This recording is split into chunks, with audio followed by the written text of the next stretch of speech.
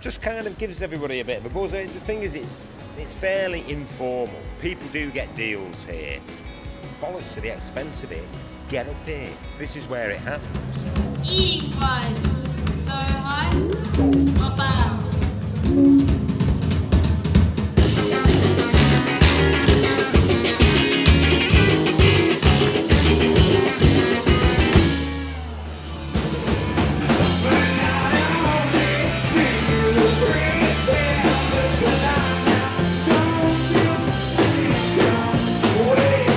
Apparently all the industry are here, and so for us it's a great opportunity to come and play our songs.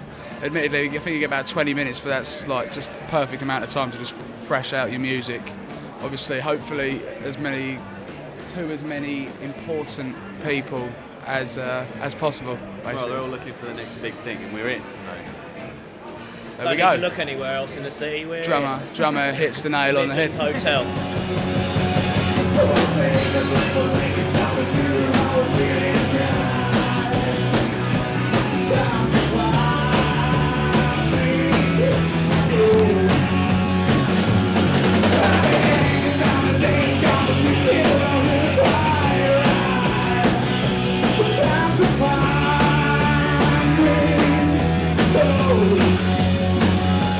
Coldplay got signed here.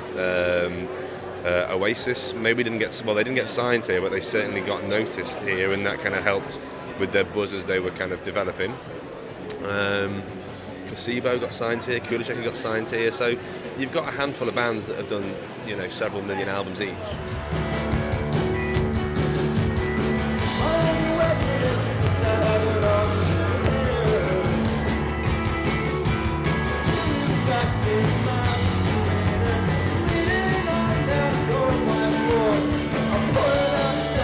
Last year we played the In the City Unsigned Festival, like the official unsigned one, and since then we've met a number of music industry types who buzzed off our set and they want to see us again this year, so we're playing again. Plus we're putting out an EP next year on a label called High Voltage, which is run by Richard Cheetham, who runs this venue. So he asked us to come down and represent on the High Voltage evening here at the Night and Day.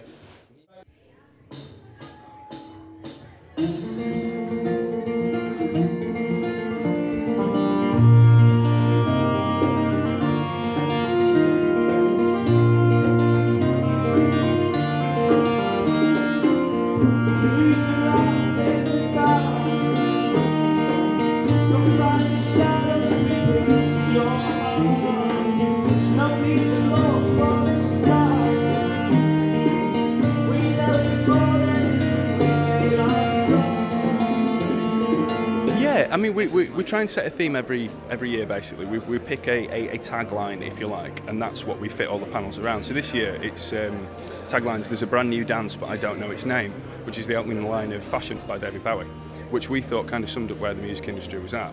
A lot of people have been saying a lot of negative things about the music industry, and we believe that truly, for the major record labels, it's a time of massive change, and there's a lot of people who are going to be in trouble.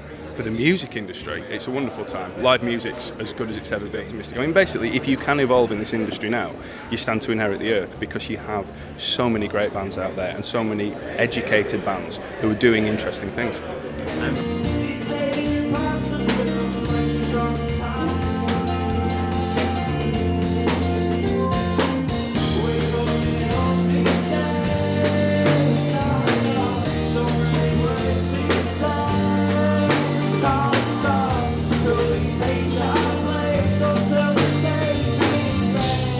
I just came out of an interview then with Chris Morrison, who manages Blur and Gorillaz, and he said a very interesting phrase, actually, which I'd not heard before, which is quite often we're in danger of talking the industry into the ground. Because actually the reality is it's shrinking, and the reality is that there are, you know, the margins are getting tighter for everybody, especially labels. But at the same time, you know, you could just say that it's a realignment. It's a shift of power, maybe back to the artist, maybe back to the manager. But on the whole, the industry still exists, and it's got potential to kind of carry on and actually grow. It's just not in a way that we know it, you know.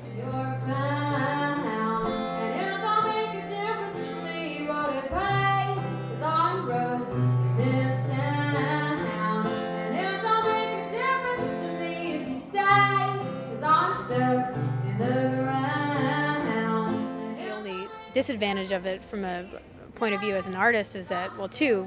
One is that there's so many, it's really diluted scene. There's so many people, it's hard to really kind of, make your own way.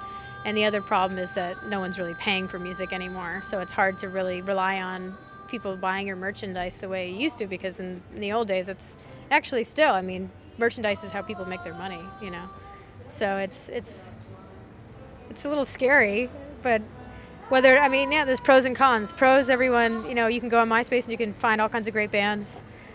The con of MySpace is that there's so many bands that are people that just, what do you do? There are a lot of people that play in their living room that have decided to play gigs, which is, makes it harder for people that are trying to be really serious about it, Like hobbyists are sort of diluting the market, basically. Forever drunk, can't bear.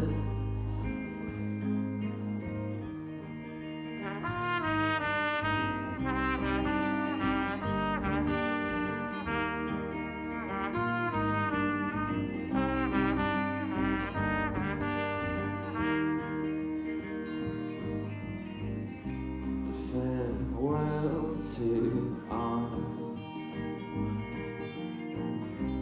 I'm not fighting over this. Just join you in a drink and wait to pass out.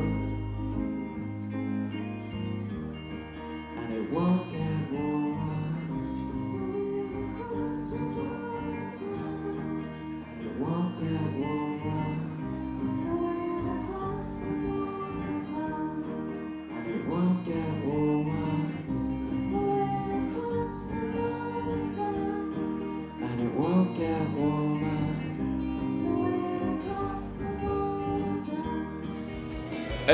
In the city works in Manchester. We do like to think it's quite easy to transport. We've done it in Liverpool before, we've done it in Dublin, done one in New York, we will do it in other cities.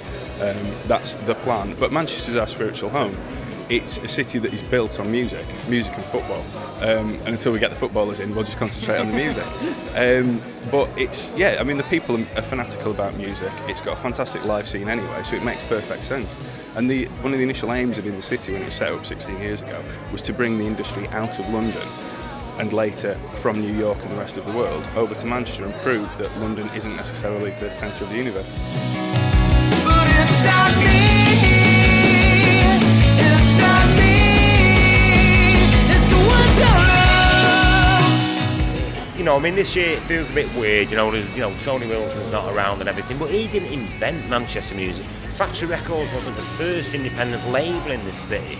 So there's always been something going on, even like the punk thing before punk, if you go back to 1972, you had CP Lee, Alberto C. Los Trios Paranoias, the whole, raison d'etre for those guys was a cock a snook at the overblown rock business.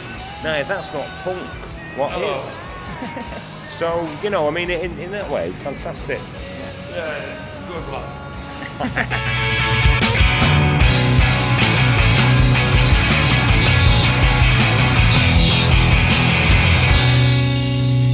Yes, International One in Manchester now, ripping up the show, and your mum is a sow, that's a female cow. What are you going to say?